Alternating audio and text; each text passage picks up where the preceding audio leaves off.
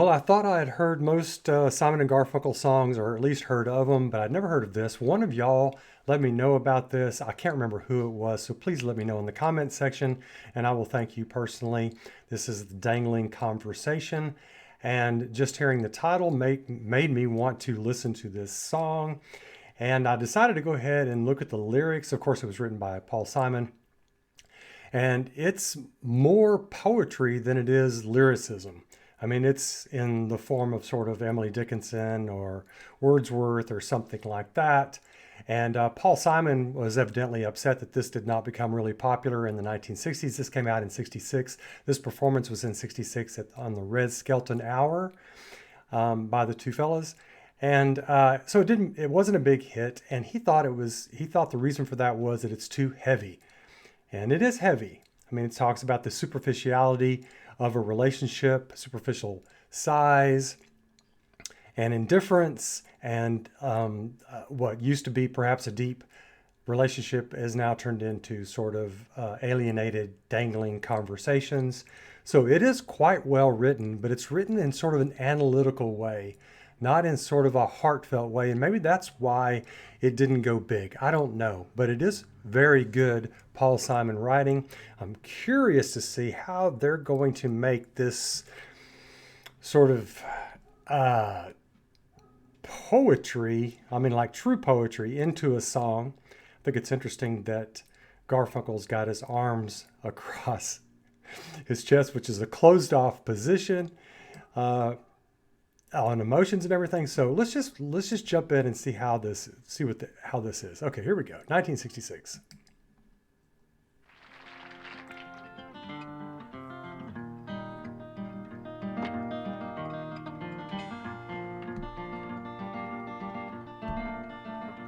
It's a still life watercolor of an now late afternoon, Or their harmonies.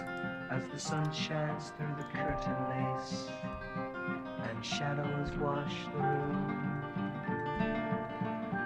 and we sit and drink our coffee,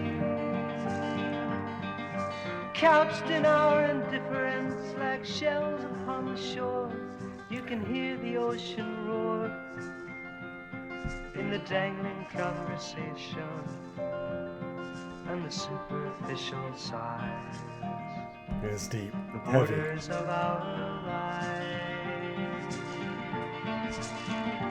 And you read your Emily Dickinson, and I my Robert Frost, Violins are nice. and we note our place with bookmarkers that measure what we've lost. Like the poem poorly written. Let me just stop real quick and just say it's sort of staid. You know, it's kind of dry. It's very sort of analytical. He tries too hard on his poetry. It's just not coming across. There's not much energy in it. It is more like trying to turn a poem into a song. You know? Even though their harmonies are just always wonderful, simply wonderful. I'm loving the violins, but it's almost sleep-inducing, soporific, you know? But still, it's got a nice sound. Here we go. We are verses out of rhythm, couplets out of rhyme, in syncopated time, and the dangling conversation and the superficial signs are the borders of our lives. Yes, we speak of things that matter, with words that must be said. Garfunkel's overplaying it. Can analysis be worthwhile? He's not having fun. Is the theater really dead? And how the room has softly faded, and I only kiss your shadow. I cannot feel your hand. You're a stranger now unto me, lost in the dangling conversation and the superficial signs in the borders of our lives.